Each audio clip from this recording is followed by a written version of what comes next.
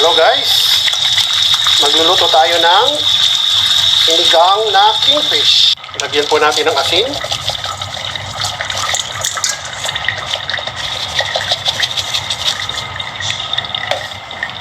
Sabay halo-haluin. Maglagay ng mantika sa kawali. Sobra ng init. Then, prituhin muna natin ang isda.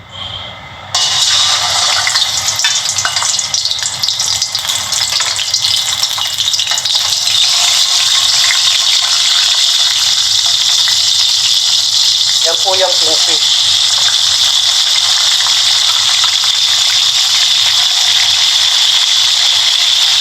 Grabe itong talong na nabili ko. Malalaki. Tignan niya. Lalaking talong.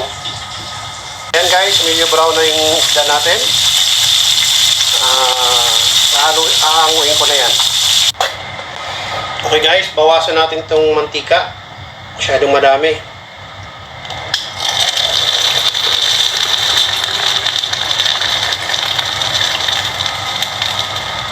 Yan. Ito yung lagayan ko ng mantika. Meron siyang salaan. Guys, nagisa na tayo ng bawang, sibuyas, kamatis. Ayan guys, nandiyan na yung lahat ng gulay. Kami ako na ilalagay ang mga yan, ang kangkong.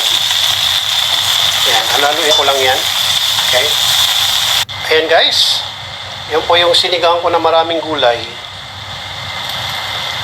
Okay, mamaya lagyan ko na ng tubig yan at saka yung kangkong ibabaw ko na. Ayan guys, nilagyan ko na siya ng sinigang sa bayabas, mamasita. Dadagdagan ko siya ng tubig.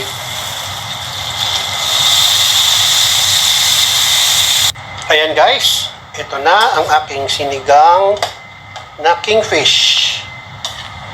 Mas maraming sabaw, mas masarap. Mas maraming gulay, mas masarap. Kumain ka ng gulay, pampahaba ng buhay. Okay. Hey guys. Mamaya.